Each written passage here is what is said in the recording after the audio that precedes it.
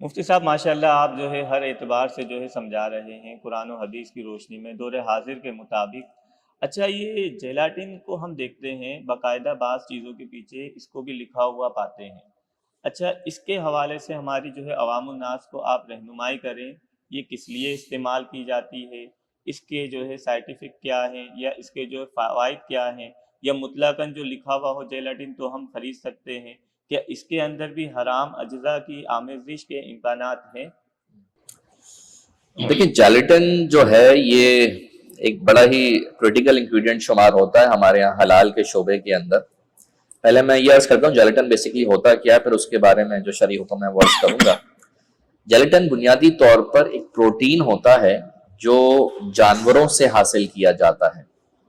اچھا، اب یہ جو پروٹین ہے، یہ میں آسان لفظوں میں اگر اس کو عرض کروں، بالکل میں لے مین کی زبان میں عرض کروں گا، وہ جو ہم پائے کھاتے ہیں اور پائے کھانے کے بعد ہاتھ چپک چپک ہو رہے ہوتے ہیں نا، جی جی جی تو جس وجہ سے وہ چپچپاہٹ آتی ہے نا، وہ بیسیکلی یہ پروٹین ہی ہوتا ہے جس کو جیلیٹن استعمال ٹھیک، جیلیٹن کہتے ہیں۔ یعنی تھیکس جو ہے موٹا گاڑھا کرنے کے لیے اس جی کو جی استعمال۔ ایگزیکٹلی، گاڑھا کرنے کے لیے، جوڑنے کے لیے۔ جی جی اب آپ دیکھیں جیلیز ہوتی ہیں، جیلیز جو ہیں وہ تھوڑی گاڑی بھی ہوتی ہیں، پھر وہ ایک جڑی بھی ہوتی ہیں، تو یہ بیسیکلی جیلیٹن ہوتا ہے جو جانوروں کی ہڈیوں سے ایک خاص پروسیس کے ذریعے حاصل کیا جاتا ہے۔ صحیح۔ اچھا، اس کا بیسک پرپس کیا ہوتا ہے؟ وہ بائنڈنگ کا ہوتا ہے، یعنی جوڑنے کا ہوتا ہے، یعنی جس چیز میں یہ شامل کی جا رہی ہے تو اس کو وہ جوڑ کے رکھے۔ اس کے لیے اس کی ایک مثال میں دوں گا، جیسا کہ ہمارے ہاں جب کباب وغیرہ بنتے ہیں نا تو جوڑنے کے لیے انڈے سے اس کو ڈپ کیا جاتا ہے پھر تاکہ وہ ایک جی جڑے رہیں، وہ صحیح نکلے صحیح۔ نہیں۔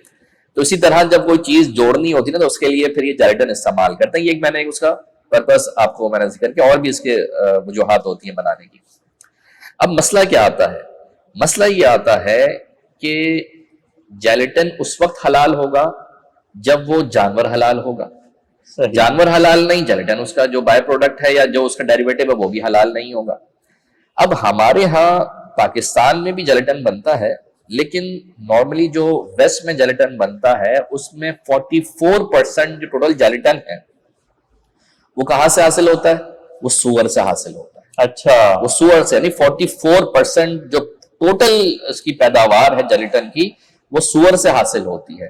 تو کارپوریٹ سیکٹر میں ان کے لیے یہ جو ہے وہ اکنامیکل پڑتا ہے، یہ ان کے لیے جو ہے وہ سستا پڑتا ہے، تو وہ اس کو استعمال کرتے ہیں، اس کے لیے وہ سور کی فارمنگ کرتے ہیں۔ پھر اسی طرح اگر سور کی نہ بھی ہو، بوون جیلیٹن ہو یعنی گائے وغیرہ کے ذریعے ہو، لیکن وہاں بھی مسئلہ یہ آتا ہے کہ گائے کے ذریعے ہے، لیکن گائے بھی اس وقت حلال ہوگی نا شرعی طریقے سے ذبح ہوئی ہوگی۔ جی جی فقط ایک جانور کا بنفسے ہی حلال ہو جانا اس کے گوشت کو حلال ہونے کو لازم نہیں ہے۔ تو لہٰذا وہاں سے جو بھی اس طرح کی چیز آئے گی جیلیٹن کے نام پر، اس کو کریٹیکل انگریڈینٹ شمار کیا جائے گا اور وہ حلال نہیں ہوگی until and unless کہ کسی حلال سرٹیفائنگ باڈی، جیسے ہماری حلال سرٹیفائنگ باڈی جو پاکستان میں ہے وہ ختام الحلال انٹرنیشنل کے نام سے کام کر رہی ہے۔ مختلف کمپنیز میں، مختلف فوڈ فیکٹریز کے اندر وہ سرٹیفیکیشن جاری کرتی ہیں ان کے پروڈکٹس کو ویریفائی کر کے۔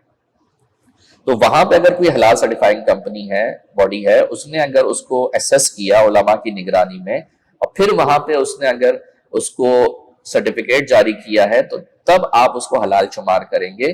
ورنہ اگر کوئی ایسا نہیں ہے، لیٹ سپوز کی چاکلیٹ آتی ہے آپ کے پاس، لوگوں کو شوق ہوتا ہے سوئٹزرلینڈ کی چاکلیٹ ہم کھائیں گے، جی جی اب وہ چاکلیٹ تو آئی، اس پیچھے جیلیٹن لکھا ہوا ہے۔ اب جیلیٹن لکھا ہوا ہے تو اس کا مطلب یہی ہوگا کہ یہ اینیمل سے حاصل ہوئی ہے۔ بالکل لازمی۔ تو اب ایسی صورت میں اس کو آپ کنزیوم نہیں کر سکتے، کیونکہ وہ غیر مسلموں کے ملک سے آئی ہے، اور وہاں کے بارے میں ہم یہی کہیں گے جب تک تصدیق نہ ہو جائے کہ کسی مسلمان نے اس کو ذبح کیا، اس وقت تک اس کو حلال سرٹیفائی نہیں کیا جائے گا۔ تو لہٰذا جیلیٹن جو استعمال ہوگا، چاہے وہ اس کے اندر ہو یا کسی اور چیز کے اندر ہو، اس کو جو باہر سے آ رہا ہوگا وہ حلال نہیں۔ مزے کی بات میں کوئی بتاؤں، میں اپنے ہمارے دوست صاحب کے ساتھ بیٹھا ہوا تھا، وہ ایک فارماسیوٹیکل کمپنی کے اندر جاب کرتے تھے، تو ان کی بات چل رہی تھی کسی سے، اپنے کولیگ سے، تو انہوں نے کہا کہ حلال سرٹیفکیشن منگا لی، حلال سرٹیفکیٹ منگا لیا آپ نے؟ جب بات ان کی مکمل ہوگی تو میں نے سمجھا حلال سرٹیفکیٹ آپ کس چیز کا مانگ رہے ہیں؟ تو کہنے لگے کہ بیسیکلی وہ ایک بڑی کمپنی ہے، نام میں اس کا نہیں لے رہا، وہاں سے نا کیپسولز ہوتے ہیں، تو کیپسولز کے جو اوپر جو شیل ہوتا ہے اس کا، وہ یو ایس اے سے آ رہے ہیں. اب یو ایس اے سے آ رہے ہیں تو کیپسولز بنتے ہی جیلیٹن کے. بالکل. جب جیلیٹن کے بنیں گے تو ظاہر سی بات ہے جیلیٹن میں حلال و حرام کا مسئلہ آ جائے گا. تو اس لیے انہوں نے وہاں سے لازمی اسے معلوم کروایا کہ بھئی حلال سرٹیفکیشن لے لینا ورنہ یہاں پہ الاؤ نہیں ہوگا. اچھا بچوں کی ٹافیوں میں جی آئس جی کریم میں بھی آئس کریم میں بھی استعمال ہوتا ہے, ٹافیز میں بھی استعمال ہوتا ہے, اس طرح اور بھی بہت سی چیزیں جہاں پہ جیلیٹن استعمال ہو رہا ہوتا ہے.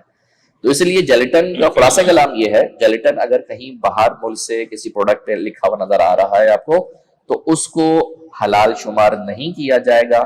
اسی طرح بعض دفعہ پہ بووین لکھا ہوا ہوتا ہے, BOVINE, تب بھی اس کو حلال شمار نہیں کیا جائے گا کیونکہ وہ ہوگا جیلیٹن ہی, وہ گائے کے ذریعے حاصل ہوگا. یا اینیمل فیٹ لکھا ہوا ہے تب بھی اس کو حلال ہم شمار نہیں کریں گے سوائے پیکٹن کے. اگر پیکٹن لکھا ہوا ہے تو وہ حلال شمار ہوگا کیونکہ پیکٹن کے جو جیلیٹن ہوتا ہے وہ پلانٹ سے حاصل ہوتا ہے, یعنی وہ اس کی سورس جو ہے نا وہ سویا ہوتی ہے, یعنی کہ درختوں اور پودوں سے وہ حاصل ہوتا ہے, تو وہ حلال ہے. اس کے علاوہ جیلیٹن جو ہے وہ باہر سے آنے والا وہ حلال نہیں ہوگا.